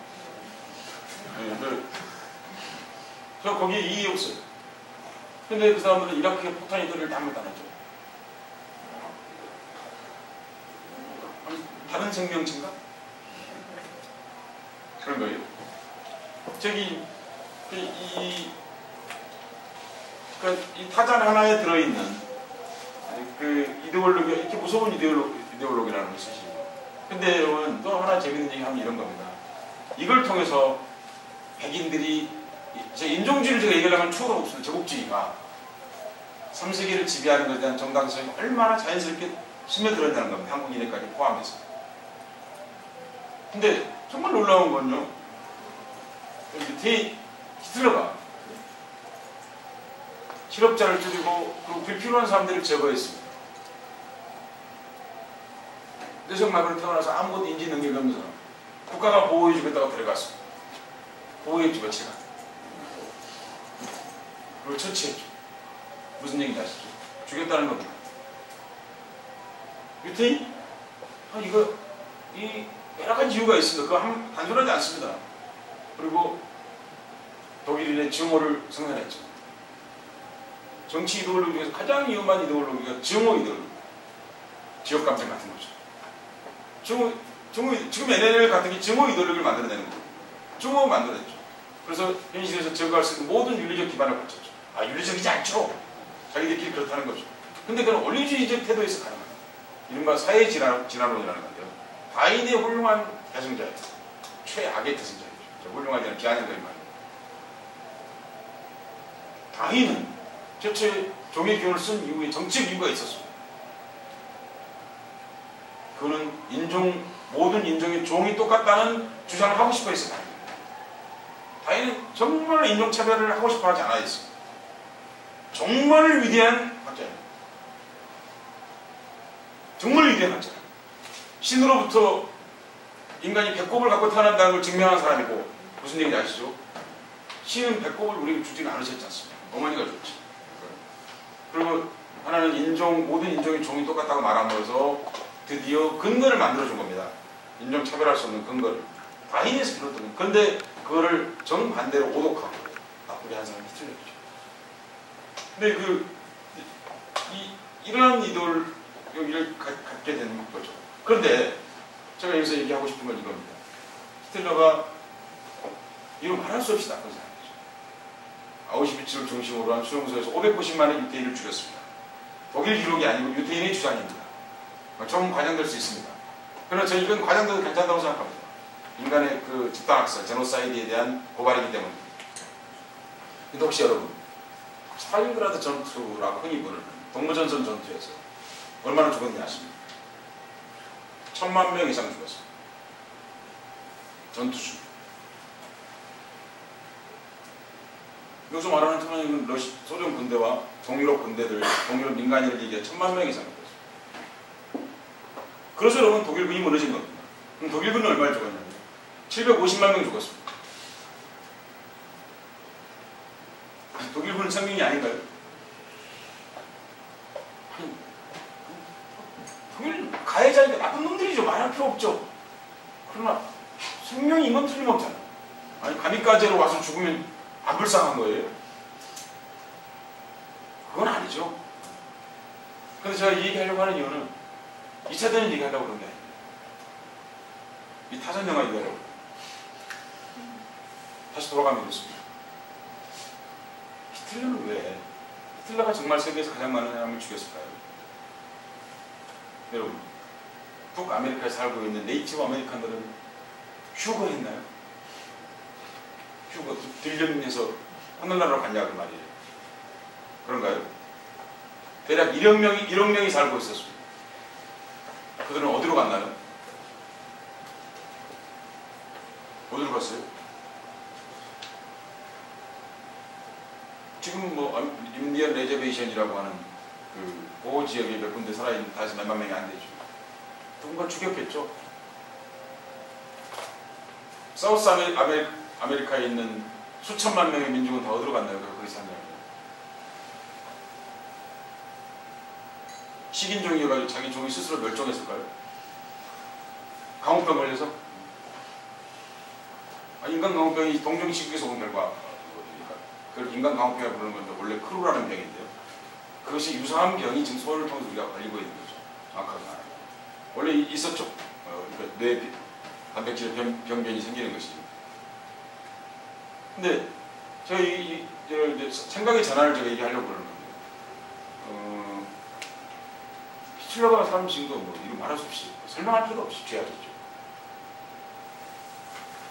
근데 왜 앵글로색슨 그리고 스파니시들이 그 많은 사람을 죽인 것은 왜 말하지 않죠? 비교할 수 없는 사람을 죽였죠. 숫자로. 몇만 배에 달하는 사람을 죽였죠. 숫자는 제가 그렇게 단순 지기를 안 해보고 있습니다. 수천 배, 수백 배에 달하는 사람을 죽였죠. 근데 왜 히틀러가 죽인 일은 저렇게 심각한 일이 되었을까요? 궁금하지 않으세요? 유럽 내에서 죽였기 때문에. 유럽 내에서는 손톱 하나가 부러지면 심각한 일이잖아요. 아니, 이게 손톱 하나 부러진 일이라고 말하는 게 아닙니다. 그럼 히틀러는 왜 굳이 유럽 내에서 사람을 죽이는 걸 선택했을까요? 모든 식민지 지배가 끝났기 때문에. 그렇죠. 아시아, 아프리카, 아메리카. 전 세계 모든 식민지는 앵글로와 스페니시에서 다 점령되어 있어요. 그러면 전 세계에 군대를 퍼뜨려서 식민지를 이겨야 돼. 맞아요. 맞습니까? 맞습니다. 그럼 군대가 2억 명쯤 필요했을 겁니다. 그러면. 마음껏 생각합니다. 근데 가장 간단하게 얘기하는 방법이 있지 않습니까? 그게 뭔가요? 그 패권자들은 다 자기 옆나라잖아요. 옆나라만 제거해버리면 간단한 거잖아요. 그게 세계 지배하는 거죠. 맞습니까? 맞습니다. 아니, 프랑스 먹고 오스트리아, 원래 오스트리아는 자기하고 한 프로이센 한 나라였으니까 같이 병합했고, 체코도 원래 뭐 오스트리아, 헝가리 제국 끼어있던 그 그룹이었으니까 먹고, 영국 좀 먹고, 그러고 나면 끝나는 거잖아요. 그럼 전 세계가 자기 수중에 들어오는 거예요. 독일인 식민지가 없었거든요. 아, 있었죠. 그러나 그들에 비하면 이런 문방구 수준이었죠. 그들은 저쪽은 백화점이에요. 그래서 얘기는 이겁니다.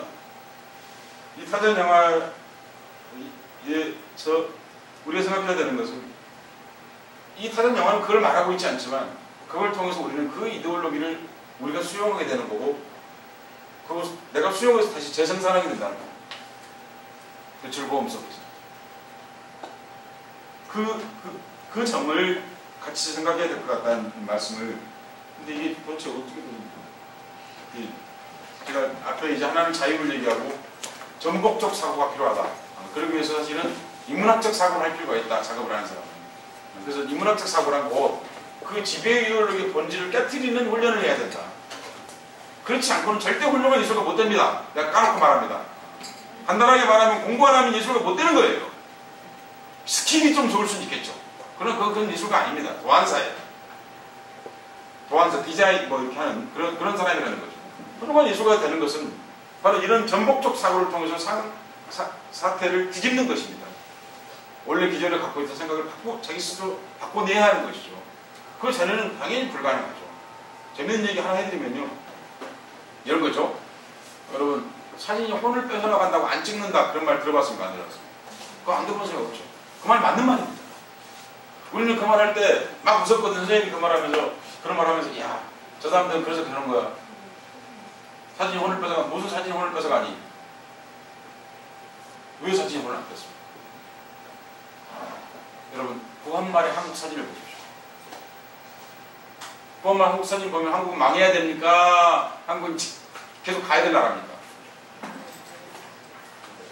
망해야 될 나라예요? 훌륭한 나라예요? 구한말 사진을 보세요. 망해야 될 나라잖아요. 혼을 빼앗는 정도가 아니죠. 망해야 될 나라죠. 제가 사진으로 읽는 혁명사를 계속해서 강의하고 있는데요. 학교에서. 그때 사진 설명을 하면서 사진의 앵글이 무엇인가에 끝없이 제가 얘기해봤습니다. 한국에 좋은 점도 틀림없이 조금은 있지 않았을까요? 뭐 아무리 나쁜 나라도 여러분 아우슈비츠에서도 좋은 자리가 있었을 것이고 구한말 사진을 보면 조선은 망해야 되는 거예요. 사진이 한 일이죠. 여러분 아프리카에 대한 생각은 이런 사진을 보고 그리고 이렇게 검은 아이들이 바나나 반스를 입고 있는 그런 생각이 여러분 많이 하셨잖아요. 그치? 여러분 그 누가 만드는지 아세요? 사진가들이 한 겁니다. 그런 걸 전문적으로 분리해가지고 그 사진만 열심히 찍은 사람들이 누군가요? 디스커버리죠. 내셔널 지오그래피죠. 우리는 그 사람들이 정해준 시선으로 보는 거죠. 근데 가장 불행한 뭐냐면 나를 그렇게 보는 일입니다. 나 자신을 타자의 시선으로 보는 거죠. 제 얘기 무슨 얘기인지 아시겠습니까? 제가 지난주에 칼럼 썼어요. 노댕이 생각하는 사람은 백제 미륵보살 발가 사유상에 영향을 받았다고 나는 확신한다. 이렇게 썼어요. 아니, 백제 미륵보살 발가상은 보면 노댕이 뭐가 빤스하고 치마 차이죠. 여러분 그래 안 그래? 아니 노댕이는 빤스를 벗은 거고 맞아요 안 맞아요? 여러분 미륵보살 방가상 아세요 모르세요? 다 아시잖아요. 아니 폼도 똑같아요 여러분. 하나는 좀 말랐죠. 미륵은 이제 생각을 해야 되니까. 그런데 뭐 정말 똑같죠 이게. 근데 여러분 제 추론이 거의 확실합니다.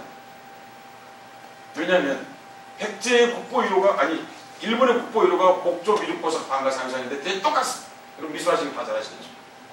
그것이 그 즈음에 파리에 전시가 되었습니다. 로댕이 왔다는 기록은 없다는 거예요. 내가 무슨 얘기인지 아시겠죠? 로댕이 그날 갤러리 표를 끊었다. 내가 이것까지 확인해야 됩니까? 아니 카탈로그로다 받겠지 이거. 이런 거 있지 않습니까? 카탈로그? 아니, 뭐 브로셔 뭐라 불러 좋은데 카탈로그로다 봤을 거 아니에요. 그래서 가능성이 높죠 사실. 아니 그러니까 제가 생각하는 이거죠. 저 인천공항 앞에 여기 동상 세우면 그런 거 하나 세워놓으면 정말 근사할 것 같은데, 그리고 정말 재미있게 연출할 수 있을 것 같은데, 제가 그런 업자가 아닌 뭐지, 정치업자, 인천시장이나 뭐 이런 거 한다고 그러면 그 업자들 아닌 정치업자들, 그런데 그럼 제가 그걸 잘했을 것 같은데 그런 생각하는 사람이 없죠. 그것 또한 마찬가지 생각이죠 사실. 이것도 이제 생각에 대한 전복을 제가 얘기하는 겁니다. 근데 수많은 발상의 전환들을 하는데 미륵보살 방가사유상 가지고 그런 발상의 전환하는 작가를 바꾸가 당해 스컬프처 하든지 뭐 누가 하든지 그런 생각하는 걸 제가 본 적이 없어요. 제가 오늘 작업을 하나 해왔습니다.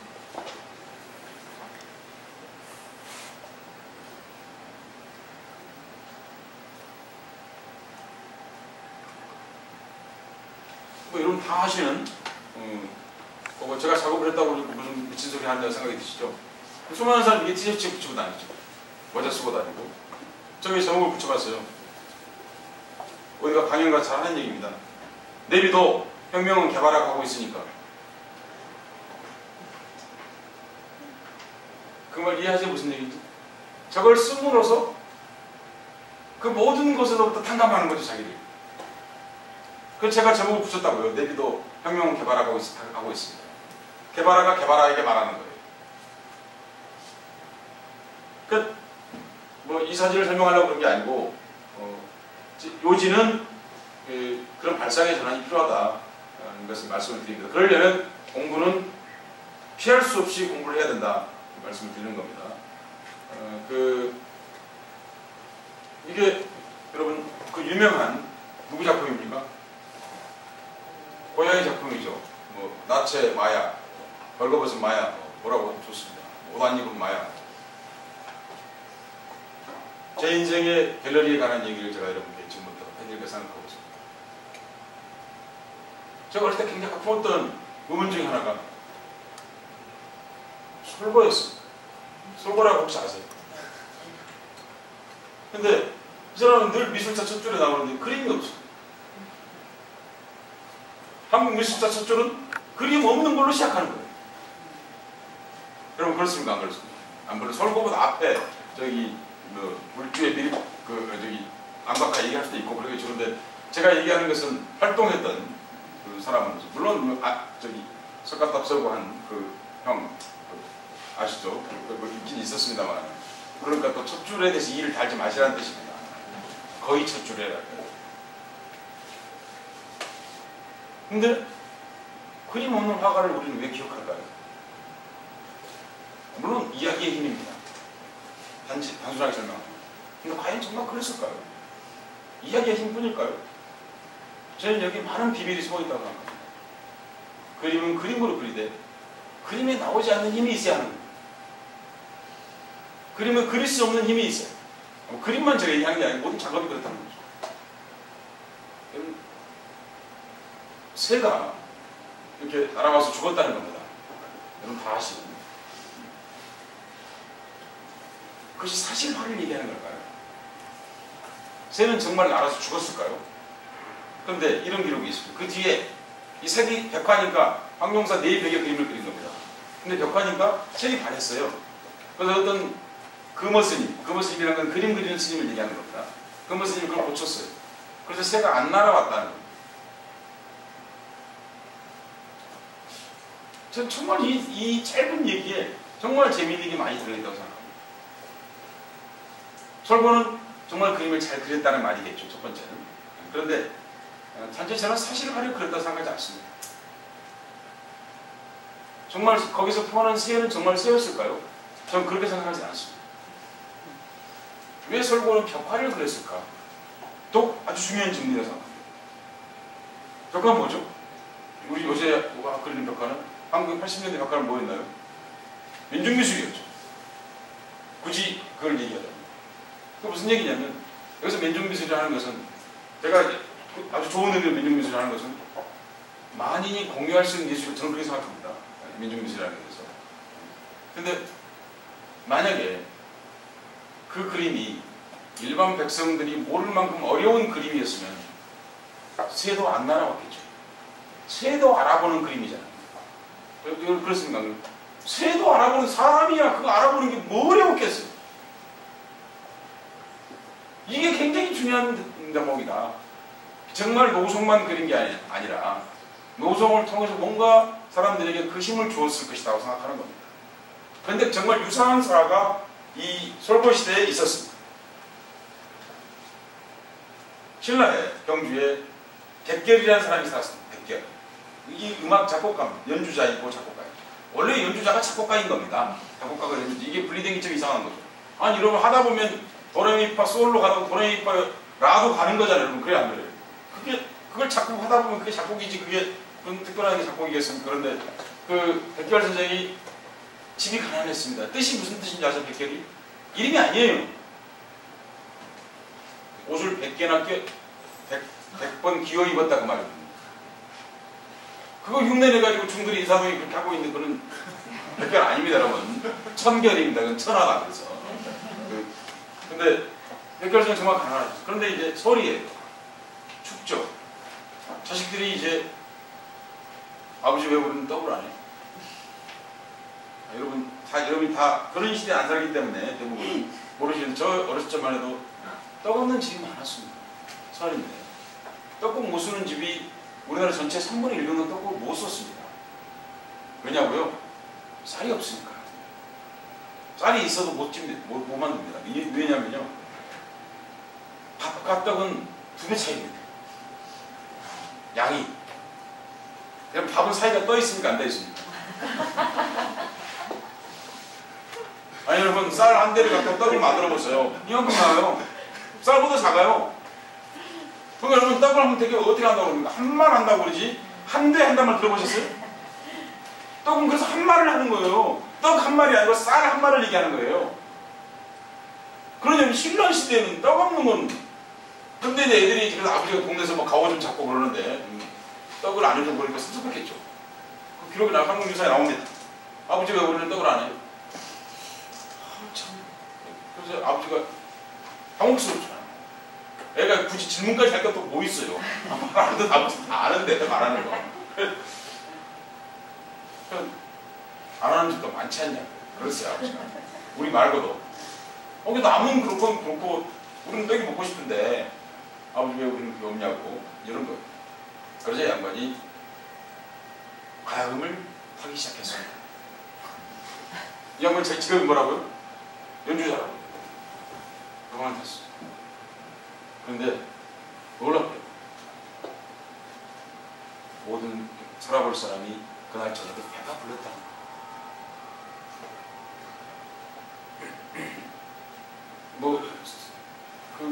그렇게 경전에 그거 뭐죠 그게? 그거는 물고기 2마리라도 썼잖아요, 그죠? 무슨 얘기하지? 물고기 몇 마리입니까? 네? 네, 떡 5개하고 그 물고기 2마리 이게 한 번은 안 쓰고 배를 불린 소리. 그건 그래도 뭐 2개니까 어떻게 뻥튀기 기계라도 넣어서 어떻게 해볼 텐데 이건 뭐 제가 뭐 경전 비난하려고 그런 게 아니고 재밌게 얘기하려고 그러죠. 예술이 갖고 있는 힘이 무엇인가를 정말 잘 말해주는 2가지 얘기입니다. 아니 가야금 소리 들어서 배가 불렀겠어요? 위로가 됐다는 얘기죠. 그리고 수많은 사람이 그 소리를 그러면 집에서 이야기는 집에서 했다 하지만 그래도 뭐 마당 같은 데 좀 나와서 내지는 그리고 또 하나 중요한 게 뭐죠? 민중이 다 알아듣는, 적어도 오늘 저녁 설떡을 섣달 금음날 설떡을 못하는 사람들이 알아들을 수 있는 음악을 했다 그 말이잖아요. 아니 안 그러면 떡 없는 사람들이 배불렀겠습니까 그것이. 이게 근데 얼마나 훌륭한 연주였으면 그 기록이 남아있겠습니까? 아니 여러분 역사를 쓰다 보면 웬만한 건 버리죠. 맞아 안 맞아? 여러분한테 이명박 시대를 최강문을 정리 못하겠다고 그랬지. 이러면 어떻게 빼 이러지? 아니 그렇잖아요. 촛불을 빼겠어요. 무슨 사대강을 빼겠어요. 뺄 게 너무 없는 거죠.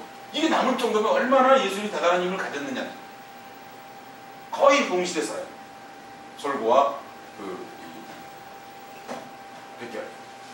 솔고의 힘. 그림이 없는데 지금까지 전하고 있는 힘. 그런데 이거죠. 참 재밌게도 스님이 다시 고쳤는데 새가 안 날아가요. 진정성이 빈곤이죠. 그래서 기술로는 아무 문제 없죠. 우리가 여러분 레오나르도 다빈치 최후의 만찬 다시 그리는 게 뭐 어려워? 아무 어려움이 사실 없죠. 그런데 다시 사람들은 아무도 안 보고 야 너 뭐하냐 그 밥상에도 있는 그림인데 그걸 갖고 왜 그러냐 이렇게 대상이 되고 마는 거죠.